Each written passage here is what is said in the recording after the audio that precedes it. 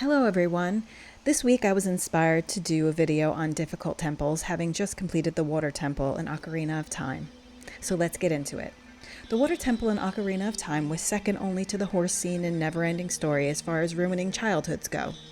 I've only ever played the N64 version, which I've heard is harder than the 3DS version. Let me know in the comments if you've played both. The Water Temple has been known to be challenging. For me, I find it more annoying than challenging. Not only do you have to change the water levels several times to access the various rooms in this temple, and it's a large temple, in addition to having to change water levels often, there are also some antiquated and clunky mechanics which involve accessing the pause screen to change between boots. As you probably know, the iron boots help Link traverse the underwater areas, while Link's Kokiri boots are needed for the rest of the temple. In doing my research for this video, I found a guy who counted the least amount of times you need to change your boots in order to complete this temple. He said it was 30. 30 times. That's assuming you know this place inside and out, and you find all of the keys the first time around. You know there is that one key that everyone misses, especially in the N64 version. In the ported 3DS version, they not only color-coded the paths, and the water level changing areas show the levels, but they also added a small cutscene that shows the floating platform, revealing the hole to that one key. The one thing the Water Temple in Ocarina of Time has going for it is its unforgettable mini-boss. While not technically challenging, the Dark Link battle is really cool, especially considering it came out in 1998?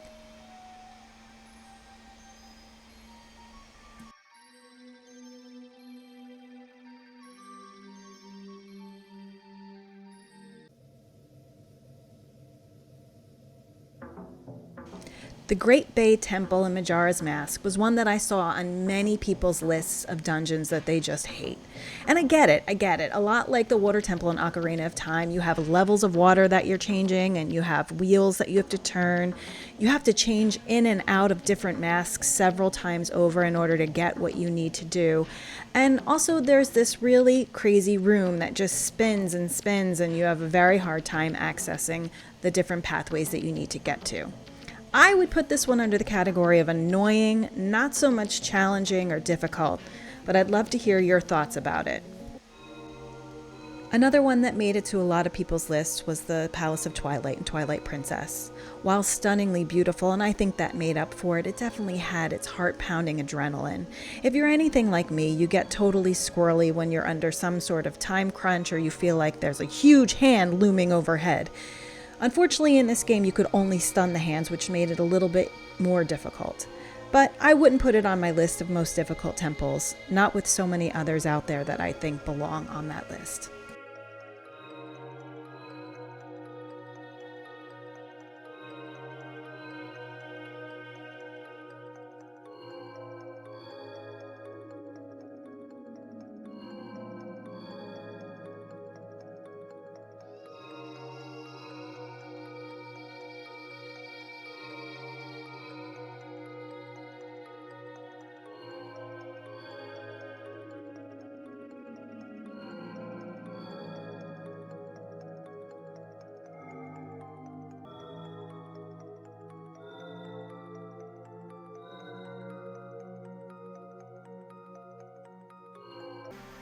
I was absolutely shocked not to see this one on anyone's list.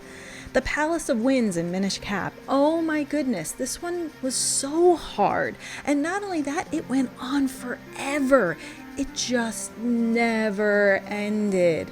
You have floating platforms, you have bad guys, you have spikes in the floor, you have rolling pins with spikes, you have different triggers that you have to hit in order to have the pathways.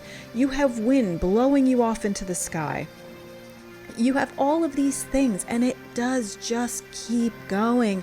And just when you think you're done and there's no more, you end up in another level with some more moving floors.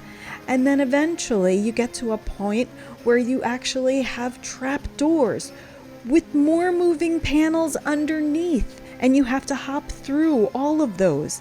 This is such a test of somebody's patience, will, perseverance. It's absolutely crazy. and I really didn't understand why they made it so long.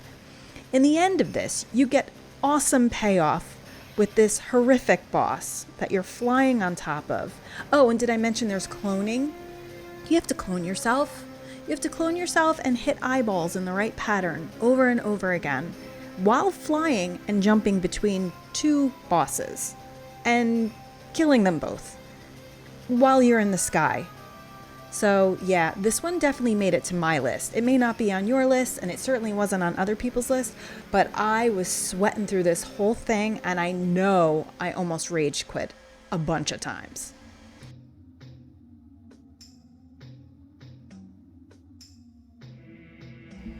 On to our next one, the Stone Temple in Majora's Mask. This was a really cool dungeon. I actually enjoyed it a lot. What I didn't like about it is that you had the added mechanics of having to switch between several masks. You had to constantly be doing the Elegy of Emptiness, which you see here. You're just playing it over and over and over again. You get through the entire temple and you've switched between swimming as a Zora and banging drums like a Goron and flying through the air like a Deku scrub, only to find out in the end that you're only halfway through, because the entire thing flips on its ends and goes upside down. And you have to do it kind of all over again. I think in the realm of Zelda, you have two different kinds of challenges. You have things that challenge you intellectually, like the puzzles, and you have things that challenge you more physically, like a boss fight. And sometimes both of them come together for some of those really challenging bosses. In the case of the Stone Temple, I feel like there were a lot of puzzles and you really couldn't be a dummy and get through it. And that part was good. But I think we could have done without the switching back and forth and back and forth and back and forth and then flipping it upside down, which was really cool, but kind of in the end made it a bit cumbersome, in my opinion.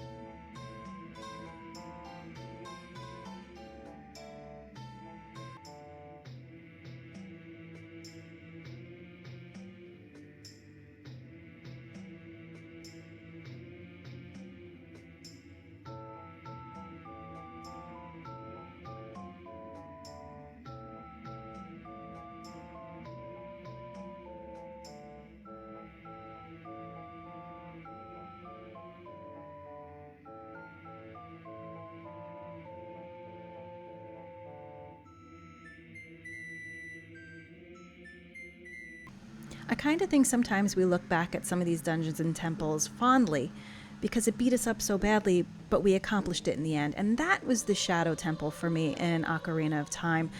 It has all kinds of puzzles and you need to use the lens of truth to see half of it, but really it was one room that got me. This one right here, this one, oh gosh. And every time you die, you end up having to go through this room again. And this room was like the bane of my existence. And then obviously finishing it all off is Bongo Bongo. I to this day still cannot beat Bongo Bongo without having all of the fairies, the big Goron sword, and a whole lot of hearts. And I've had to go out and get more hearts just to beat this guy. I mean, it took me so long the first time I beat him. It's embarrassing, I won't even tell you. But let's just say that for me, he was one of the hardest bosses ever. I did my first playthrough of Link to the Past in recent years. And Ganons Tower was awful. It kind of reminds me of the Palace of Winds in Minish Cap. It just kind of keeps going on. And I can't really show you, if you've never gone through this one before, how long it is and how many bad guys there are. But one room after the next has moving floors and all kinds of bad guys and lasers shooting at you and spikes and more moving floors, and more lasers, and more spikes, and more bad guys, and it goes on and on and on. And there really is no place for you to replenish your life, so if you can't just power through... Oh, did I mention ice floors? Yeah, those two. Ice floors, which I know on the list of things that people hated, many temples had ice floors, many of them. And we get why, right? So in the end of this one, when you have the spikes and the moving floors and the bumpers and everything else, You get to the end and you gotta beat Ganon. And rumor has it I'm still stuck in there, and I'm not saying whether or not that's true. Eagle's Tower and Link's Awakening made it to a ton of lists, and I get why. You gotta get this ball, you gotta go knock out some pillars. I thought it was cool the way the whole thing collapsed. I loved it from a visual perspective, and I think in the realm of Zelda world, it really wasn't a hard dungeon, but in comparison to the other dungeons in this particular game, it does stand out. I personally don't see it as being a difficult one. I wouldn't put it on this list, but some people do, so for that reason, I'm gonna put it right here. Since we're talking about rage quitting, and this is not technically a dungeon or a temple, but it still takes a place on this list for me at least, we're going to talk about the DLC Breath of the Wild Trial of the Sword. This was so hard for me. I had a hard time, and I know a lot of people had a hard time with this one. I liked Eventide Island. I liked anything that strips me down and makes me start all over from the beginning, because there is a cumulative effect when you're playing a game like Breath of the Wild. As you play through the game, it becomes easier to play through the game because you have better everything. When they strip you down and make you start all over again, and you're starting off with a twig, it kind of does humble you. And I think for that reason, it's super cool. But personally, I struggled tremendously with this one. It took a very long time to get through it, and I almost rage quit a whole bunch of times. Full disclosure here, there are some games I have not played. Four Swords, because I have no friends. Just kidding, I have friends. They just stopped playing video games 20 years ago. I know, it's awful. Adulting sucks. I've also not played Phantom Hourglass or Spirit Tracks because I never owned a handheld until the Switch. This last game I did not finish, though I did play quite a bit of it.